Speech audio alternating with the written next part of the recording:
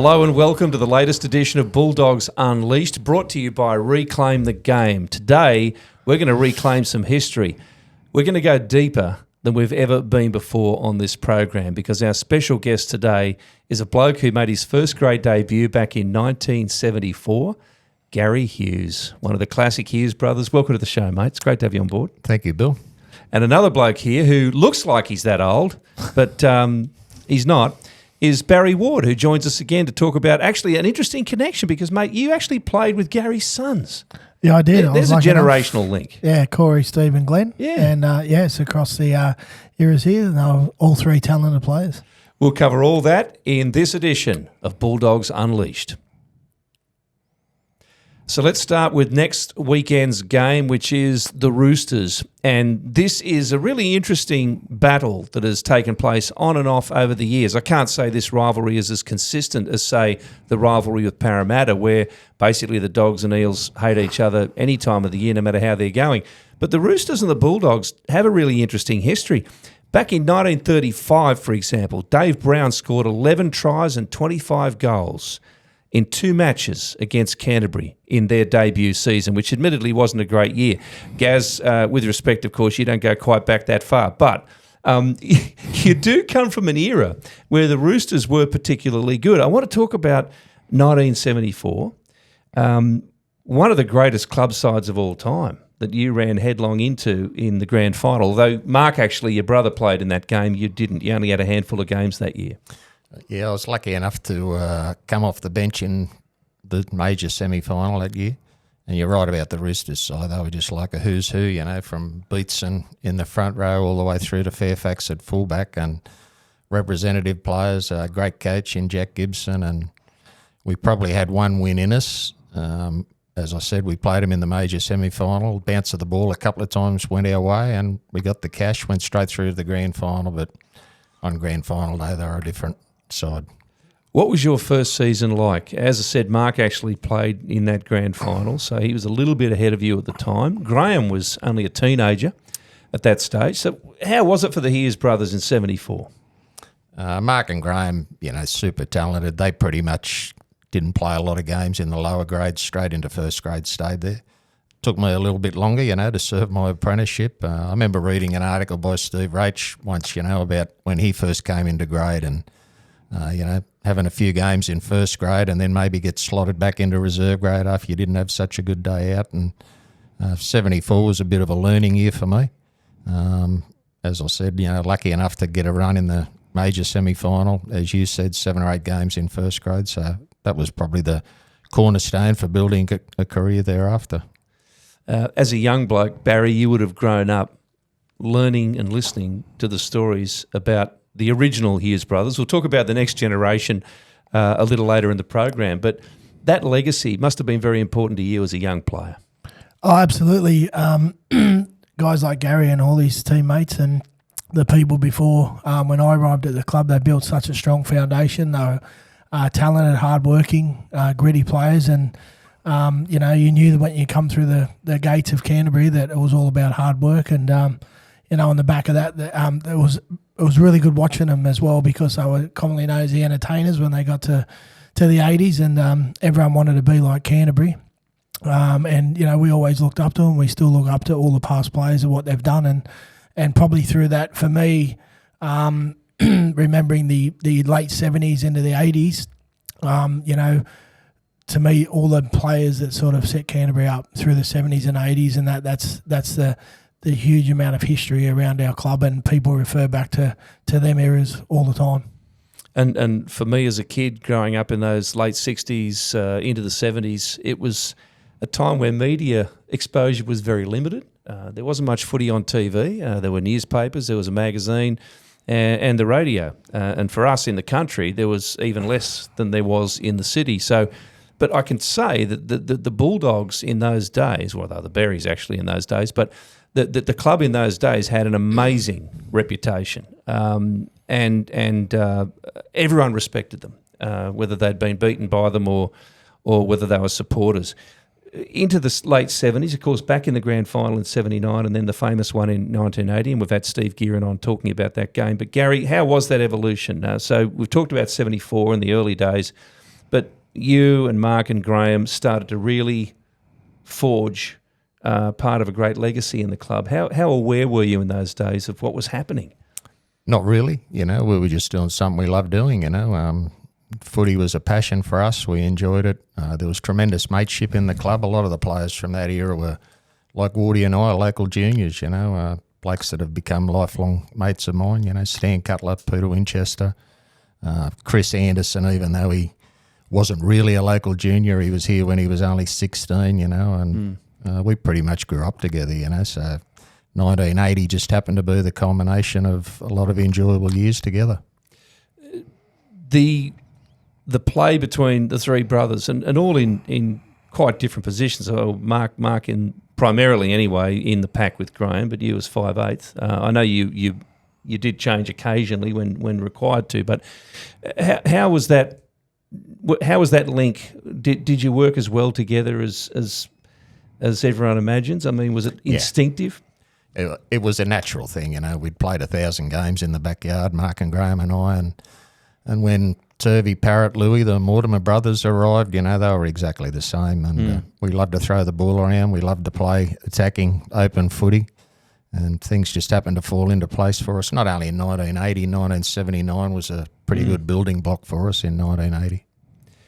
79 was a stunning year, really, in many ways. There was a really famous run to the grand final, but again ran into a very good side, unfortunately, in St George. They were a very experienced side compared to us, and you mentioned before about media coverage not being anywhere near what it is today. And in '79, they were still doing it. Only lasted a couple of years. They were still doing the parade down George Street, and we went to a function back at one of the local bank centres there. And Chris Anderson had been on a kangaroo tour by that stage, and he knew blokes like Craig Young and Rod Reddy, and we were nervous as, and it was probably 3 days out from the game, and I looked over at the St George blokes, and they were casually standing around having a couple of beers and enjoying, the opposition's company, and it was nice for us looking back now that 12 months later when we came back, we were as relaxed as St George were in 1979, so... And that led to revenge against the Roosters in 1980, and that's what we're all sort of working towards, is this in-and-out rivalry. And Barry was a big part of a next, I think, very intense phase between the Roosters and the Bulldogs about 20 years later. But 1980, that must have felt very satisfying.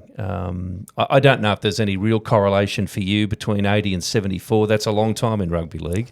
But it still would have been great, because that was still a very good Roosters side that you beat in 80.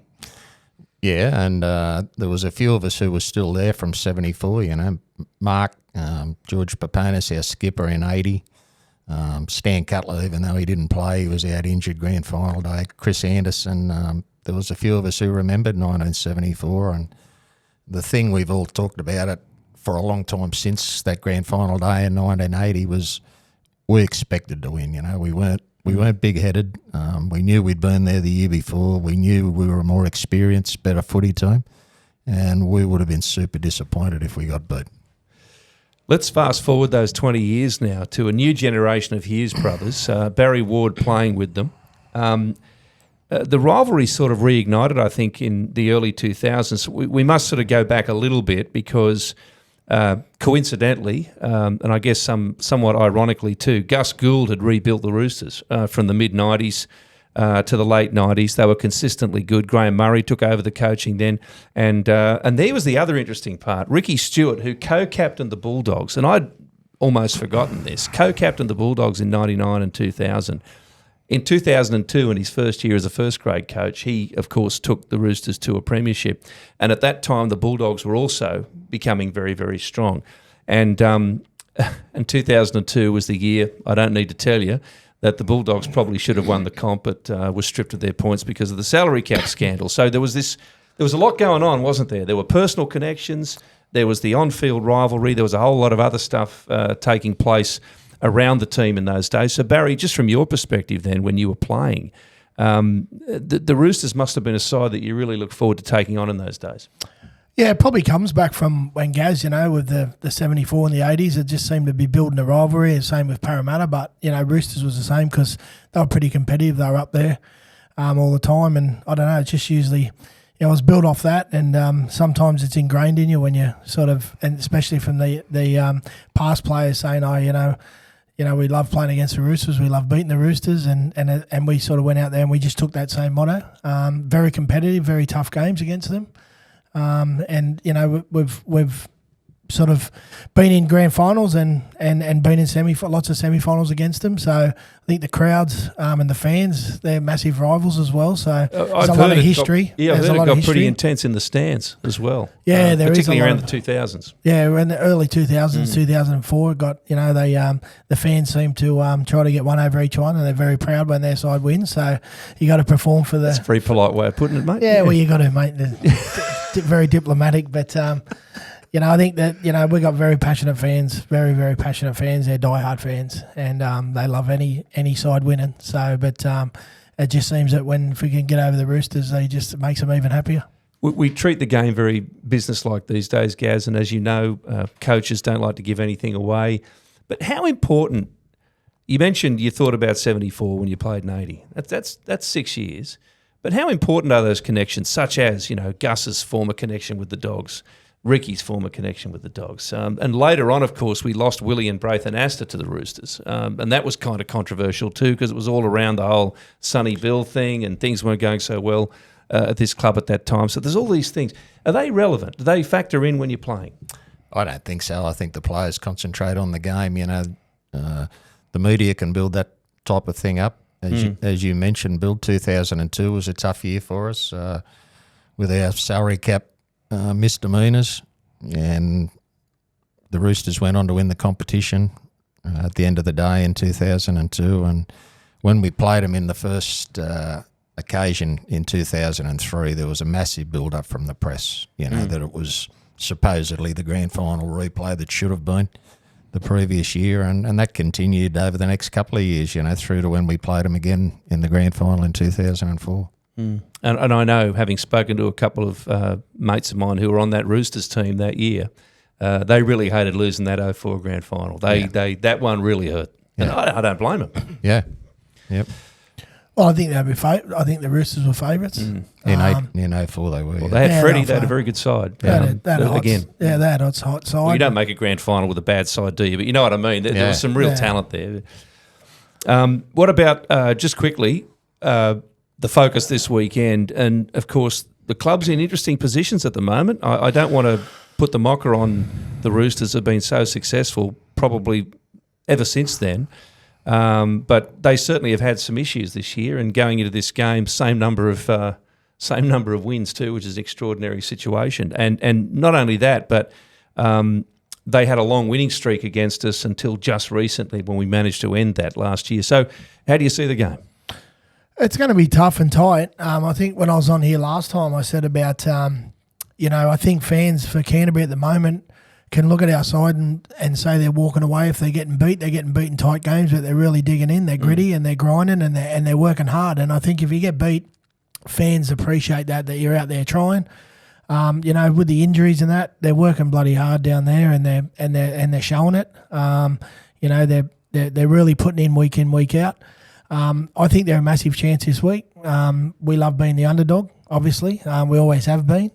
I think the Roosters are just very clunky. I don't know what's going on over there, but their spine's clunky and they don't look like they're communicating and they look lost. And for a talented roster like that, that's got to be concerning. They can say they've got a few issues with injuries, and Walker was back in Cup before he got injured. But I see Manu's back this week, so they're probably hoping he can sort of guide the ship around a bit more. Smith I think he's injured. So I think what they've gone out and recruited, it's just not clicking at the moment, and it's frustrating. And as Gaz would probably tell you, the harder you work at that, sometimes it can come unstuck even more, and it gets frustrating, and the frustration builds up on the field. So I think if we can go up there and get a really good start and rip into them and put a few points on the board, they'll be very shaky. Yeah, I think they're susceptible at the moment. Over the last 4 or 5 seasons, consistency's been one of their big factors, and they've lacked consistency this year, and the competition is starting to sort itself out. I don't think too many people could have predicted the competition ladder after 6 rounds. I certainly couldn't have. But now, the cream is slowly starting to rise to the top. Penrith are back. Souths are playing solid. Melbourne are playing solid. But thereafter, all the games from here on in are going to be very, very important. That's not to say that every game hasn't been important, but it's started to become that time of the season where you desperately need to win games. And we're entering the twilight zone of State of Origin period too, which can have all sorts of weird effects on the competition. This is Bulldogs Unleashed with a great lineup this week. Barry Ward and Garry Hughes, brought to you by Reclaim the Game. Coming up, we'll go in the sheds.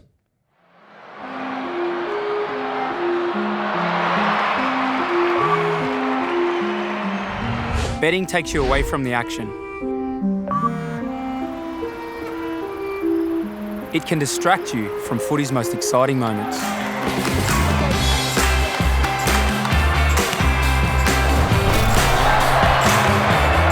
Don't let a bet take you away from the match. Reclaim the game. Be gamble aware. Let's go in the sheds. Welcome back to Bulldogs Unleashed, brought to you by Reclaim the Game. Our guests this week, Garry Hughes and Barry Ward. Let's get on to life after footy, which we've had a few interesting discussions about with players from very different generations too. Garry, I'll start with you. How did you keep in touch? I know you've kept in touch with rugby league in a big way, particularly at this club for a number of years, but when you first retired, how was it for you and how did you see your future in the game? Because in those days, it was only semi-professional, wasn't it? It was. I had a job. I worked in the customs department for 10 years. I was lucky enough in my last couple of seasons to be offered a job here at the Bulldogs. At that stage, there was really only Peter Moore and his secretary, Gwen Crumpton. And they ran the whole show, and I'd turn up on days like today and, see 50-odd people working in the football office. And 64, Gaz. Yeah, and you understand what a massive, big business the game has become. But I was lucky enough to serve an apprentice under Bullfrog, and if you use some current day terminologies, he was the chief executive, the finance manager, the football manager, the marketing manager, the gear steward. He did the lot, and he had a fantastic backup in Gwen. She just knew everything that needed to be known, and that was my apprenticeship. So when my footy career finished, I was comfortable the way it finished. I probably played a season too long. But I always said after that I would rather play a season too long than spend the rest of my life thinking, maybe I could have gone on for another year or two, So I was comfortable how it ended. My family was starting to grow up, there were plenty of things to do outside of footy. So, and as I said, I was lucky enough to have a job here and spent the next 20 years thereafter working here, which I enjoyed immensely. And you, in a lot of ways, followed a similar path, didn't you? Because wasn't that long before you went into coaching and administration? Yeah, well, I went over, when I sort of finished at the Bulldogs, I went over to England for 2 years and then sort of come back and started coaching the Harold Matts and the Ball and the Flegg, and then sort of went on the football club and the league club board for a while and then started here in sponsorship. So I was in sponsorship for 12 years, but I still had a passion to get back into football. So I jumped across not so long ago before COVID, 2.5 years ago, and jumped back in and was running all the development programs.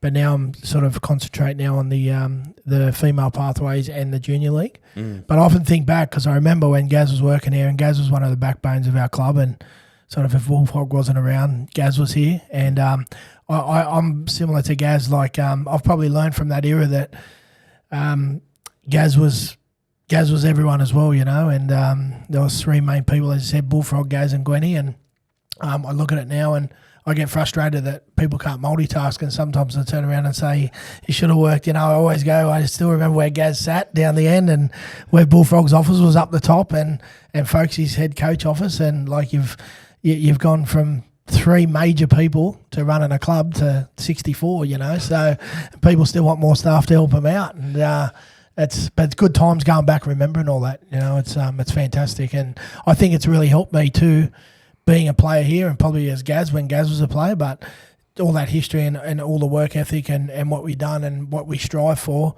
I think it's really put me in good stead of where I'm at the moment.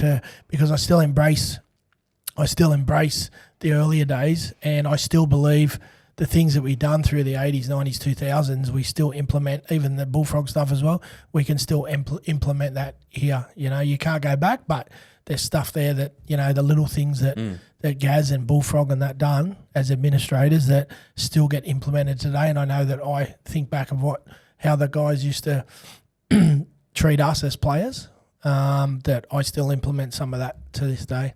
How hard was it to be that person so soon after being the bloke in the sheds, the player? Was that difficult at times? Not really. I think I was pretty lucky to have those couple of years, Bill, you know, for a transition period. And probably the biggest change that I noticed in all my time here was when Super League happened. And, you know, prior to Super League, nearly everybody in the joint, and by that I mean medical staff, conditioning staff, etc., they were all part-time people, you know, the same as we were as players. And when Super League happened in 1995, we had 8 full-time staff. Post-Super League, we had 25. And all of the people who moved into those positions are now the people who form the hardcore of your footy section, you know, your strength and conditioning guys, your assistant coaches, and I look at team photos these days and there's sometimes more staff in the photo than there is players, you know, and I remember we used to have the sandwiches over at the bowling club at lunchtime. Remember, that was where we used to go and have lunch. We used to all leave here from training, go over there and eat lunch. They'd have all the sandwiches from the caterer over there and go and sit there, and then blokes would be sleeping on the carpet, have a bit of a rest, and then come back for the afternoon session. I remember going to Brisbane in my early days, and Bobby McCarthy had come here in 1976, and for all of us who were just kids at that stage, to play with Bob McCarthy, who was an absolute legend, was sensational. And we went to Brisbane to play Brisbane in the Amco Cup, Tooth Cup, you know, whatever it was called back in those days. And we took 17 players, Bullfrog, a gear steward, and one of the committee guys. And that was it. No doctor, you know, no blue shirt, no orange shirt. Well, did George double as doctor? He could have. And, you know, in those days, everybody just helped out. You know, if you went to Dubbo to play a Tooth Cup game, well, the Dubbo doctor would turn up, you know, and two of the local guys would give you a rub before the game, and there'd be a strapper there, you know, and all that sort of stuff, you know. And Bullfrog and Punch used to have to go 3 or 4 days early just a case to join out, just to make sure it was safe and plan ahead and familiarise themselves with the surroundings. It is a big business now, and do you sometimes sit back and marvel at what it's become? I mean, we recently lost the great Tina Turner, and it reminded everyone of that marvellous advertising campaign, but just how big rugby league became by that period. And look, I've often said that running a sporting club, particularly a football club, and I'm now thinking other codes as well, is one of the hardest things to do because you have so many different responsibilities. It's not just selling a product. There is a product to sell, there's no doubt, and you can look at it that way in certain perspectives, but it's more than that. And a football team to a fan is much more than even their favourite car, for example, or some other famous brand that they've attached themselves to and become, you know, fond of over the years. It's just different. So as an administrator, Garry, particularly going into the modern era and all the different considerations involved, that must have been a very interesting journey.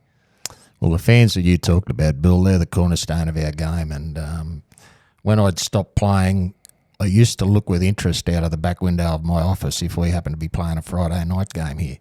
And didn't matter how good we were going or how bad we were going, I'd look at the gates, which didn't open for an hour, and there'd be a couple hundred people standing outside the gates, you know, and I'm sure that hasn't changed to this day. You got 3 types of fans, you know. The first of those diehards, absolute diehards. The second, and I probably classify myself in this category now, you know, you get to the games when you can, but your family's growing up, and in my case now you've got grandkids playing sport, and then your last lot of fans, and they're the toughest to keep happy. They're the ones who want to come and see you win, you know, and you've got to accept that when you're a player. Sometimes when you're a young bloke, you don't accept it too well. But as you get older, you think to yourself, without these people, I haven't got a job here now, you know, so it's important to remember that. And now they've got social media. They can't just say what they think at the game. It's all over you. That's one of the challenges, I reckon, you know, if you sit here honestly and talk about being a footy player, I would love to do the things the players do now to become better footy players. You know, go to training. If you're not too strong, work on your strength. If you're not too quick, you know, work on your speed. If your hands aren't great, work on your hands. You know, that'd be fantastic, you know. The counter to that, well, you know, if Wardy and I are having a few beers, do we want somebody pulling their camera out of their back pocket if we've had a few too many? And, you know, that's the challenge I think hopefully the game can accept and look after young blokes and counsel them the right way when those things happen. You're in the middle of that now, and well, actually, it's young female players at the moment that's been coming through. And I wanted to quickly ask you too, because this is something that would have been totally foreign to the club back in your day, Garry, even for most of your administrative days. And that is an incredibly new and exciting and ever-increasing women's game.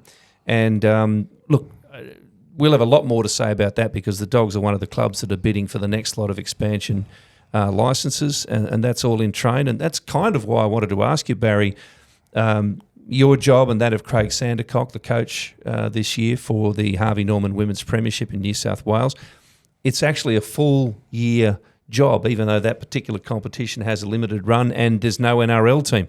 So explain, if you could, why it's such an important, intense, long-term project to look after the women's program at the Bulldogs.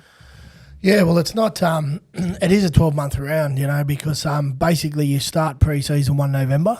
The competition kicks off back into February, finishes at the end of April to May, and then what your process is over the next month is player reviews, staff reviews, and then we go into next week, which is the start of June. We go into a accelerated winter program, which runs for 3 months, and then basically they've sort of have a bit of a break, and then they're back into the preseason in 1 November. So in that time, we're assessing a lot of girls in the winter acceleration program where we're out scouting for new players, and across that is we've got our satellite programs at New Zealand, Greater Northern, North Coast and Toowoomba. So we're running satellite clinics up there as well. So it's a pathway for them to do that. And for every day, we're just looking for better ways to improve our development, recruitment, and programs. So, and the good thing is with Craig Sandercock, who, as I said, he's had 600 games of NRL experience. He's still connected with the game because he was at NRL at the start of the year, and he's moved across to us. So, huge amount of education. Probably for me, it would be he's the best coach in the whole of the female game. For me, with experience-wise. So for him to oversee all our program now is just a huge bonus for us. The professionalism and the education of it is second to none for our club, and that'll be a huge stepping stone for us when we go to apply for an NRLW licence. But it's a thing. It's a transition. Gaz talked about Super League and that. It's a transition for these girls because they haven't been playing since they're under 6. Most girls start when they're 16. Right. They get through on natural talent. It's just raw ability. So as Gaz said again, it's all them skills that we've got to teach and develop and put into them, and it's only a small window to do that. So our programs have got to be accelerated, and you know they've got to be hands on, and we've got to get our hands on them, you know, 3, 4, 5 days a week just to educate them around becoming an athlete and build them to be an athlete. And also as the business grows, staff grows, and we need to be across everything in the way of having the right staff to run our program to leading in there. And then I honestly believe in 25, 26. These girls will be full-time. They'll be full-time. There's that much money coming into the game. The NRL want it to work. They'll be full-time, and then you're looking at full-time staff. So it's a rising of an era of females in rugby league. And this is I wouldn't say the base of the pyramid, but we're certainly setting those foundations for the full NRLW team for the Bulldogs in 2025. Amazing, isn't it, when you think about it? Just after what you were saying about how simple and basic the club was back in the old days. Now Absolutely. We're looking after how complex was all that? Well, I had a small insight into what Woody just spoke about. Then 2 of my granddaughters started playing footy this year. Well, they've previously played league tag, and I got to give Woody a rap. The eldest one is 15 going on 16. She was invited down, not necessarily to play at that stage, just to come down and have a look at what they do. And the first day she went down, she asked me to go with her, and I was quite surprised by the talent on show. They played really good, the girls. It's developed so quickly from such a young age. Yeah, and then, the training sense, and, she's sort of at the pathways just starting out first season, but she enjoys it. A few of us, and I don't mind putting my hand up and saying so, a few of us tried to talk her out of it initially. But when you could see how much she enjoyed it and how much she wanted to do it, you just say, okay, we'll support you to the hilt. So could we see yet another generation of Hughes sisters playing? That would be amazing in 2025 or maybe a little later. But that's too far away, I think, Bill, at this stage. We'll be working on it, Billy. It'll be some story. At the moment, she just loves playing. She enjoys the game. She enjoys the mateship, that comes from playing team sports. I've been pretty surprised by what I've seen. She's it was good, and as Gaz said, like getting her down, like I identified her in playing league tag. Very, very skillful. Got the silky passes of Gaz. Yeah, so it doesn't fall far from the tree, does it? And she's probably got the pace of Steve. Steve was quick. Yeah, and so she got a bit of everything. But and then we got her into the program, and she'd never made a tackle before, so we got her in and just were very cautious, duty of care, and got her in to get her comfortable and upskill her. But what we see, and Abby's been put into our elite winter program, so she's very, very talented. And sitting here, I can't see a reason why, with her development, that you won't see a Hughes play NRLW women's. So the tradition will continue. Yep. That's it's quite an amazing story when you think about it. And Gaz was right, because it took a while, because I don't think Brooke wanted her to play, and there was a few didn't want to play, and it took some negotiations, let me tell you. Even Uncle Glenn tried pretty hard to talk her out of it, but as I said, once you saw how much she really wanted to do it, at least give it a crack, at least go and find out. If it doesn't pan out, it doesn't pan out, And male or female, that's a conversation any young player's parents go through, isn't it? When they're playing a contact sport. And so, that'll be exciting, though, to see. It's the physicality, I think, that, granddads think about, dads think about, but what Wardy said about the transition, when I first started here, one of my jack-of-all-trades jobs was to go around the schools, go around the junior clubs and do coaching clinics and, hopefully say to young kids who enjoyed playing, this is where you go and play and enjoy yourself and see what happens from there. And the hardest thing was convincing the mums, who used to look at the physicality of the game, and if you tried to explain that the local under-7 game is nothing like you see on TV of a Saturday, Sunday night. Yeah. But now to see girls actually playing and if I can say this in the best possible way, they play nice footy. Yes. Yeah, I understand. There's not a lot of, go and whack them and, which is... Well, a lot of that's cultural, isn't it, when you think about it? It goes back and it's almost like a fresh approach to the game, isn't it, from a different generation. Well, there's not much wrestling in the female game at the moment. It's just contact. Yeah. It's just pure old school contact. Yeah. Scrums are scrums. Contacts. Play the balls. Play the ball.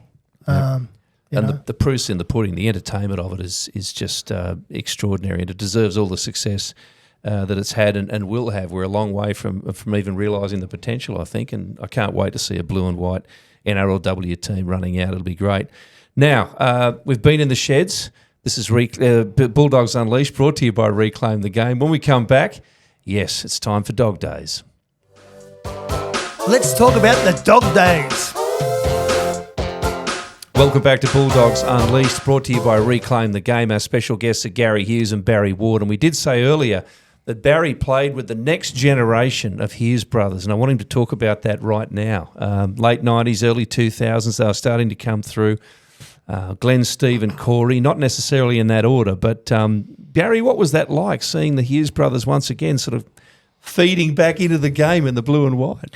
Well, that was the order, actually, Glenn, Steve and Corey, for me. But Gaz mentioned earlier in the podcast that, he had some really tight friendships with players and grew up and Glenn, Steve and Corey played at St Christopher's locally and sort of were in the area. I was at East Hills and we sort of knew each other through growing up and we were pretty tight. So it was really good as local juniors playing together. All three very talented, all three of them very tough too.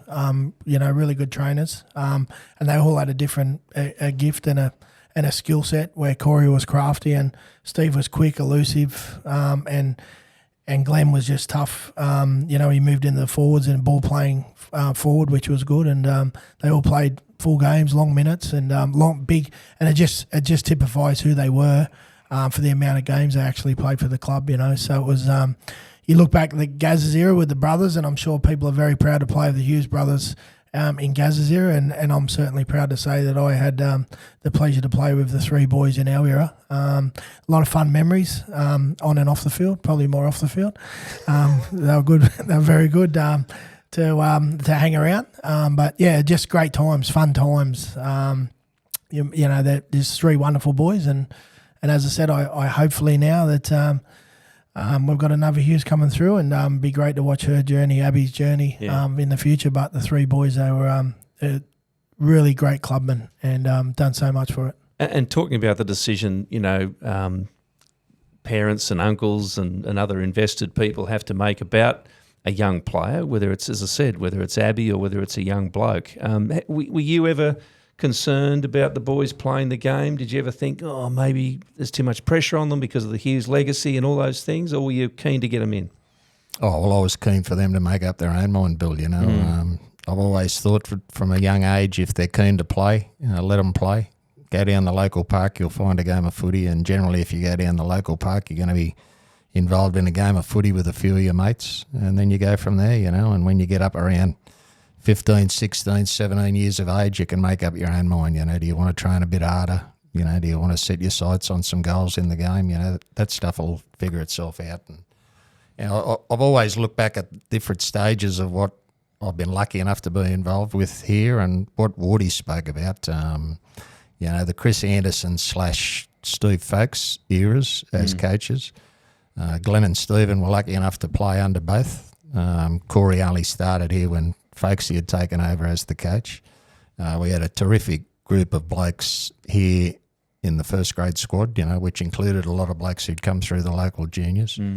And some of the highlights were just fantastic. Obviously 1995, when we came from, I think, 5th or 6th in an 8-team semi to win the comp. 1998 is probably, even though we didn't win the comp, it's one of my fondest memories. Yeah.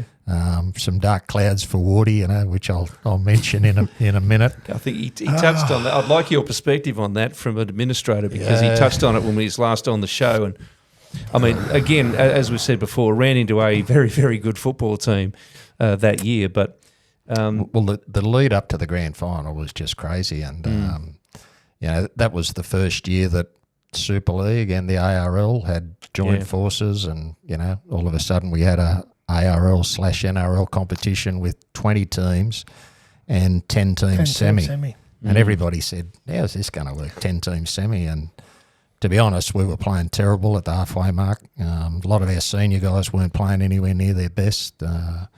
Folkesy probably a little bit past the halfway mark. Just threw a few young blokes in, Willie Talau in the centres, David Thompson in the second row, and Corey at halfback. And the older guys lifted, and we started to play some good footy. But we were still battling to make the 10. Sounds crazy, isn't it? We're trying to make the 10.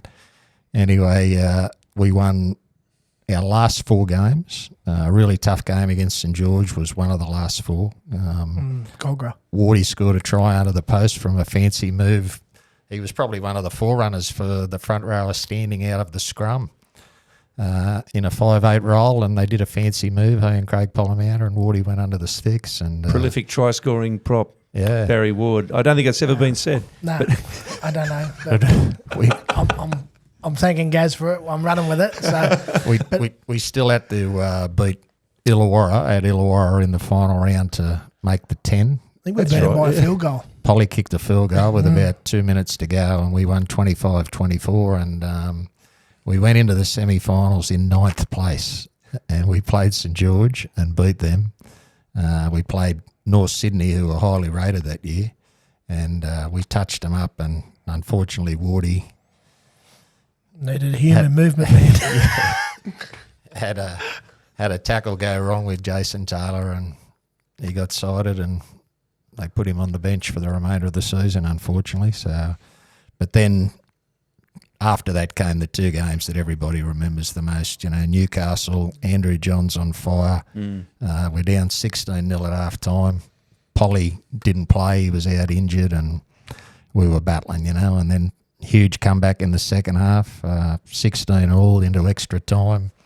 Britty scores next to the post. Polly kicks a field goal, and then of course the Parramatta game, and 18-2, 9 minutes to go. I'm sitting next to Fakesy, and we looked at each other, and we were gone. We'd run out of gas. The previous 2 months had taken its toll, and you're just thinking, because we didn't really like Parramatta too much, and that was before Dean Pay, Jason Smith, Jared McCracken, and right. Jimmy Dimmick went there, so we liked them even less after that.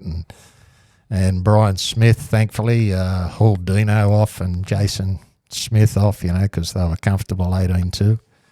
And there was dead set 9 minutes to go, and Fakesy and I were thinking, don't let it get out to 30 or 35, you don't want to get touched up last game of the season. And Robert Ralph playing in the second row, terrific footy player, extremely tough. You would never have classified him as a ball player. And out of nowhere he does one of these to Rod Silver, who just looks at the fullback and says, see you later. And all of a sudden we grew another leg, and then Chook, Darryl Halligan kicked a couple of conversions from the sideline, and 18-all and into extra time, and Parramatta were gone, and it was an amazing month, and even grand final day, we played great till half-time. Half-time, man. And then just... I remember going back, Billy Johnson and Jimmy Dimmick used to live together. And that would have been an interesting...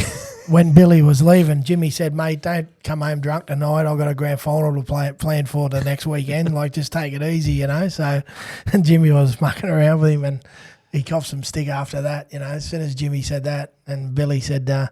Billy was straight on the phone to him and said, mate, take it easy. I've got a grand final to prepare for the week after, so I'll come back to bite him, What do you guys subscribe to the theory that teams that do have to do it tough on the road to the grand final actually run out of steam? We've seen a number of famous occasions. It's happened to the Dogs a couple of times, actually. You could say it happened in 79. It depends. If you can get through unscathed and everybody's fighting fit, I think it can be good for you, Right. But if you get to the stage where too many blokes are carrying injuries, and which sometimes you don't know about, obviously, because you don't tell anyone. And that's not underselling the mental side of getting yourself up for vital games week in and week out, And I think it's a nervous way to go through, but I think I think it toughens you up and you build momentum week in, week out, and I think it suits us as Canterbury. We're a tough club, and I think it's suited us over the years, But going back to Gaz in 74 with that super side, I didn't think the extra time got us. Probably they were missing their number one front rower. No, I'm just joking. But I just think they come up against the side with they would have had 9 internationals. They had Kevin Wallace, Alfie Langer, Steve Renoff, Wendell Saylor, Gordon Tallis. They had a huge amount of talent. It was almost like 74. That's right. I'm not saying, because there were that many internationals in that 74 Roosters side, and likewise in 98. A few players were a bit younger, but I don't think the extra time got us. I think it was just the Broncos were white hot that day, and we had a few younger blokes, and I think that's what got us in the end. I like the week in, week out footy semi-finals. I think you can build momentum. It is a good advertisement, though, for the old, champion team beats the team of champions motto, isn't it? Because admittedly, we see a lot in the game today. Players like Latrell Mitchell, they can be pretty quiet for 20 minutes, then they'll win the game for you. Yeah. But on the other hand, a really tough, gritty, well-drilled team that doesn't let each other down is pretty formidable. It is, yep. Well, I think, you look at the sides, they're so well coached these days, Bennett and Bellamy, their track record speaks for themselves. Trent Robinson is obviously a very talented coach. Craig Fitzgibbon's going to be a pretty decent coach in the years ahead. So, that much can make the difference on game day sometimes. how we talk a lot about and have talked in recent years about the relationship between Ivan Cleary and Nathan Cleary, and how, in one sense, as talented as Nathan is and as good a coach as Ivan is, how difficult it would be. Perception is often a problem, and I'm talking about how other people think the relationship is. Even within the club, it can be difficult, no matter how harmonious and well it's working. But for you, with 3 sons playing, I mean, how was that? How hard was it for you as an administrator in those days? Well, it wasn't hard for me, because I set myself a few decent standards and principles, right from the start. And I figured if the guys were going to, Glenn, Stephen and Corey, if they were going to be good footy players, they had to stand on their own 2 feet. Mm-hmm. And we had such a good crew here coming through when they were juniors. A really good guy who's a good mate of mine, Paul Tysehurst. He was our development guy, and he came from Wardy's club at East Hills. Jeff Robbo, coached Glenn and Stephen at under 21 level, and by the time they got to grade, Stan Cutler was coaching, Phil Charlton was coaching, Terry Lamb was coaching, Chris Anderson, Steve Fakes, with a head coach. So the boys didn't have to prove anything to me; they had to prove it to those guys. So I just sat back and did my job. Did you have a rule, Gaz? Like, yeah, you know how you might have a word in an ear sometime. You might see something, but did you have a rule that you didn't do that? You'd left it up to those blokes, or did you sometimes feel like, I saw this? You know what I mean? My rule was pretty basic. At work, I'll never talk footy to you. That's the coach's job or the conditioner's job or, whatever. I might have to talk to you about misbehaving because I'm the footy manager, I just had a couple of flashbacks then, Gaz. How many times were you in the headmaster's office? Oh, a few, more than I would have liked. Anything to do with footy, the rule was Glenn and Stephen, when they first left home, I think Glenn was 21 and Stephen was 20 or whatever, and they got their first reasonable contract and they bought a place and moved in with a couple of their mates. Padstow? Yeah, Padstow with Skip. And anyway, Tuesday night was always bake dinner night when they were kids growing up. And when they left home, they used to come around on 2 occasions during the week. One was to bring their dodgy laundry around and try and persuade mum to help out with the laundry. And that's not new. And the other was Tuesday night for bake dinner night, So I said to him early, if you ever want to talk any footy, we'll talk about it over the Tuesday night dinner table. Other than that, you just go and do your job and I'll go and do my job. So that was it. It was a good relationship. I remember it too, because the boys used to call Gaz, it wasn't it was like Gaz was their father, but it was sort of like the boys coming out going Gaz, and they were just like players to their dad, It was it was a good time, and that's how it was. And we never thought anything, we knew Gaz who was, we knew who the boys was, and there was no favouritism or nothing like that. They were just another number in our squad, and that's how it was, it was good. And it's probably hard, it's probably like Gaz was the administrator and he wasn't running football in the way of on the field, but he was running off for discipline and culture and making the boys look after themselves. But I think it'd be harder, like you talk about, Nathan and Ivan, like you're actually coaching your son and you're telling him what to do. And it's where Gaz and the boys had some distance. Gaz was in the office and the boys are down training. I'm sure the boys ended up in Gaz's office on a couple of occasions. How did you manage that? Wardy won't mind me saying this. He was no angel when he was a young lad too, And I always had a point that if you had to sit down with somebody and have a word, that you did it one-on-one and you did it behind closed doors. And I did exactly the same with the boys if I had to talk to them. Yeah. And mind you, they weren't in there. They were hardly ever in there, I was in there more than... But we had to go see Gaz. It wasn't pretty when we knew we had to get caught up there. I remember a chat I had with Willie Mason when 2002, when they took all our points off us, and we played the Broncos in the very last round, and it was one of the years we played at the showground. And obviously the players were up for a big game playing the Broncos. The Broncos were the red-hot favourites to win the comp. That was an emotional game, that one, yeah. And we played absolutely sensational, and the crowd jumped the fence and cheered all the players off and did all that sort of stuff, and the dressing room was buzzing afterwards. And once we calmed everybody down and Fakesy and I had a serious chat with them about the press are just going to follow you for 2 or 3 or 4 days, so look after each other. And then I grabbed half a dozen of the trustworthy or the more trustworthy blokes in the squad and said, look after each other. Here's some cab charges. You know my phone number. Give me a call, and everything went smoothly the next few days. About 2 weeks later, I got the monthly cab charge account, and there was a cab charge from Foster to Maitland or something, So I rang up Willie and said, mate, come in, I need to have a chat with you. And when I showed him, he said, how did you know it was me? And I laughed like you're laughing right now. So, and believe me, there are a lot of other stories and places we haven't been yet. We haven't even talked about the post-1980 years with Garry. He was very much a part of that too, in any detail, which we will have to get to in a later episode. We also plan to get Glenn, Steve and Corey in together for a future show, just the 3 of them with me to chat about all those days in more detail. So that's in the mix, don't worry, in case you're wondering at the moment. But Garry, before we let you go, again, we'll get you to come back and talk about other things in other days, but can you pick a favourite year? You did mention that sometimes, you might not win the grand final, you might not go all the way, but you might feel very much proud of a certain team and what they achieved in a certain year. Was there a favourite year for you? I'll give you my top 3. Obviously from a personal perspective, to win the comp in 1980 was sensational, and to do it with a group of blokes that I'd sort of grown up with. Fantastic coach in Ted Glossop. A lot of us had been here for a while, learned plenty from Malcolm Clift, and Ted came here. Totally different coaches, both of them. Ted sort of just put the icing on the cake for us.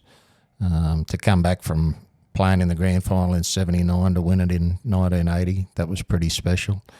1995, when Apes Chris Anderson coached, to come from 5th or 6th and beat, the supposed grand final that was going to take place that year was Brisbane and Canberra, with all their representative players. And we beat them both in the semi-finals, and then Manly were red-hot favourites in the grand final, and we knocked them over. And then 2004, when Fakesy coached and, we bounced back from the salary cap situation in 2002, like a couple of things that stood out for me in the lead up to that. Like when we got caught for the salary cap, Fakesy and I had a meeting with the players and, a couple of the guys put their hand up straight away and said, I'll take a pay cut. And then the group just followed, and stood up, and so they knew that there was something special there. And then 2004, without going into too much detail about Coffs Harbour. Well, that was particularly tough for you. It was at the time, that for me that's all in the past now, and the great thing I like talking about is that, Fakesy did a sensational job that year as coach, and a lot of the stuff he did had nothing to do with footy, It was almost like, well, when salary cap happened 2002 and then Coffs Harbour happened in 2004, there were people here who, maybe had a different opinion about which direction we should go. Fakesy was clear-cut, and he almost formed a really strong, tough club within the club, and by that I mean... Is it like a leadership group or more than that? Yeah, the 25, 30 players who were in the full-time squad and the staff. We had some fantastic staff, Huey Hazard, the doc, Larry Britton, the head trainer, Billy Johnson for a while, and then Scotty Campbell, who took over from Billy. We just had some absolute rock-solid people, and they just stuck together. The players stuck together, and they were rewarded with a premiership in 2004. It was fantastic. So anyway, they're probably the standout things for me. And there are a lot of facets to that particular year, as you hinted, that we will go into in later shows, as you said, without getting into some of the more dark and nefarious aspects of it. Barry, your favourite year, if you have one? Ended poorly, but 98. I think there was a lot to like about that year, even though, as you say... Yeah, as Gaz said, it was a mixed bag in 98, but we got going in the second half of the year and we scrambled in. But I'm not taking anything away. 95 was unbelievable, but I think if we win the comp in 98, like it's just probably more exciting than the 95 run. But I think that 95 holds its place because we did win the comp. But you go back and watch both series. I know who's listening out there, but do yourself a favour and go back and just reminisce. Like it was fantastic, So that was my favourite year, and probably the other one was, I don't know, Gaz, you might be able to help me on this. I think it was 99 or 2000 when we got beat by Melbourne. 99's the year, folks. He said he really thought and we should have won that year. And Ricky come over and he was fantastic with Clydie, and we just put the kick across field, and Matty Guy went the length and knocked us off. But I really thought that year in 99 we should have won the comp, and we could have won the comp in 99. Yeah, I agree wholeheartedly, and a standout for me was, Ricky Stewart cried in the dressing sheds after the game, and that's a wrap for his character. It's a wrap for you only got to watch him now, just to see how invested he is in the whole team aspect, and maybe he does stretch the boundaries a little bit here and there, but that's his emotion, that's him, and if you meet him in the flesh, he's a terrific fella, and if the ball bounced the other way, we win that game and probably go on and win the comp. I just put his emotions down. He's just passionate. He just loves football, and he loves his players and loves everyone around him. But he was. I remember Gaz when he was like that. But the things he done through that year to just get us in that position. Well, you touched earlier, Gaz, and I'm glad you did. And we will look into it in more detail. Is the legacy of Bob McCarthy in his brief time at the club and how important that was to Canterbury. And I guess I'm not in any way directly comparing, but to get Ricky Stewart and Brad Clyde here at that stage in their careers after their success at Canberra, those moves are sometimes necessary, aren't they? To just bring that extra bit of something to the club, experience, wisdom, mentorship, all those things. Folksy actually had a chat with me in the off-season between 98 when we'd played in the grand final and Corey had played half-back in 98. And he said, we're a chance of getting Ricky Stewart, what do you think?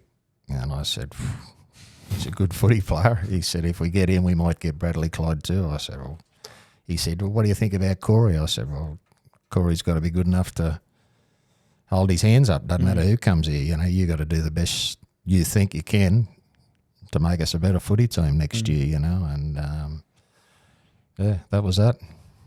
But he came here. And Corey's never forgiven you for he only played those couple, and maybe Corey was always going to end up with number 9 on his back. I don't know, that's part of the game, and I've always said to any young bloke in the club, who whinges about, I've been picked on the wing, or I'm a left edge second row, or not a right edge second row, or and you just look them in the eye and say, you just got picked in first grade. Just go and do your job, go and do your job and enjoy yourself. And in my era, the two forwards that stand out for me, Glenn Lazarus and Bradley Clyde.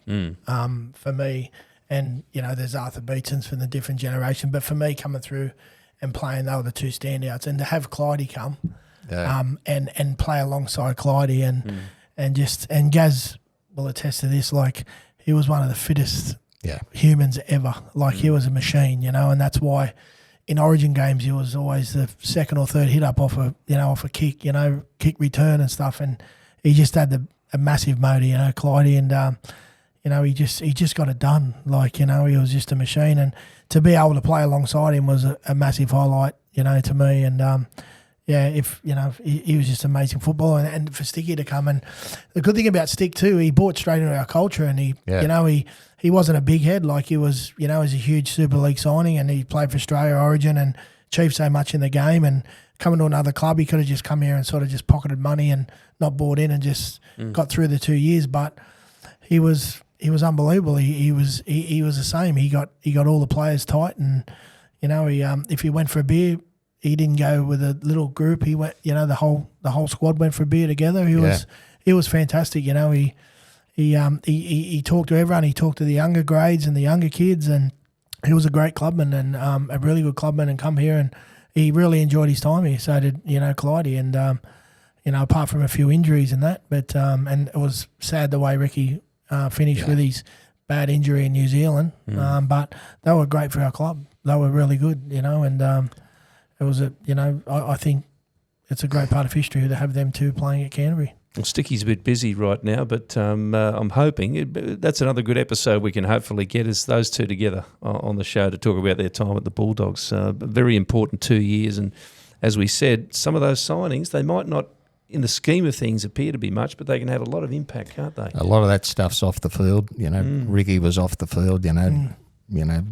Guys being able to see how he prepared for games and what he did at training, and Bob McCarthy was exactly the same. And as I said, we were only young kids when he came here, and for us, he was a legend in the game. And I can still remember a couple of little things that he did, that were pretty much off the field. And we had a trainer here who hadn't long been here when Macca came, a guy called Dave Cooper, and I'm sure you would have heard all the Dave Cooper stories. And he just used to flog you, And I remember hearing Luke Patton talk a few years ago, and he was talking about when he first came here to Canterbury, and he just saw firsthand how hard training was, and he thought he was going to die. But he soon realised it wasn't just your body that you were getting trained; it was the mind, upstairs, and how you handle all that stuff. And I remember Bob McCarthy, he'd only been here for about a month, and Dave was flogging us, and we were doing a day where we were going to do 10 400s, and if you didn't do them in a certain time, there was going to be penalties, and everybody's out on their feet, and whinging, and Bob McCarthy turns to Malcolm Cliff. We weren't game to say anything to Shifty because we're only young blokes. Bob McCarthy turns to Malcolm Cliff when we're out on our feet and says, "Shifty, when was the last time you saw anyone run 400 metres to score a try?" and we just cracked up laughing for two reasons. One, it was funny, and secondly, we wouldn't have been game to say that to Shifty, But the other, on a more serious note, we played Souths at Redfern maybe 6 or 8 games into the season. No big build-up, no razzmatazz, nothing. We get to the game and we get changed, and touch judge comes and bangs on the door and says, 30 seconds, Canterbury. And Macca stands up and says, "Come in," and we all come in, and he just looked around and he said, "Anyone who doesn't have a go today answers to me." And that's all he said. So naturally we all had a go. You go back, goes about, I like the point about the 400s, but remember when we used to be on the bikes pedalling out on the M5 all the time with folks in that. Oh. I think a few times I was saying, well, how many footballers you see ride bikes? But we were riding bikes everywhere, weren't we? Yeah. But you go back to them players, like fans to understand that some players could be on big money, but they don't see it's not just the football you sign them for. It's the commercial value. It's what they bring to a team. The Fox with his energy and getting people to buy in. So when you're paying big money for good players, you're buying the whole package. You're just not buying the footballer on the field. You're buying a great trainer. You're buying a player that wants to buy in and fan members engage, sponsors, promotions, clinics, junior leagues, like them people that do all that want to do it. An influencer, the best kind. Well, that's right, and they're infectious in the team, and their enthusiasm, and they lift people at training and get them up, and you'll get you'll get some whingers and whiners at training, but they just come in and they just pull them in the line and say, "Come on, let's rip in and have some fun." Well, speaking of influence, it's not just the stories we've heard, but the number of years and the influence that these two blokes have had on this club together. It runs through decades, even generations. But we're so proud to have them on the show, and we'll get them back for sure to talk more about these things. Garry Hughes, thank you so much. Barry Ward, thank you again, mate. Thanks, Billy. And we'll have another Bulldogs Unleashed next week. Thank you, Bill. It's been a pleasure. Thanks for having us.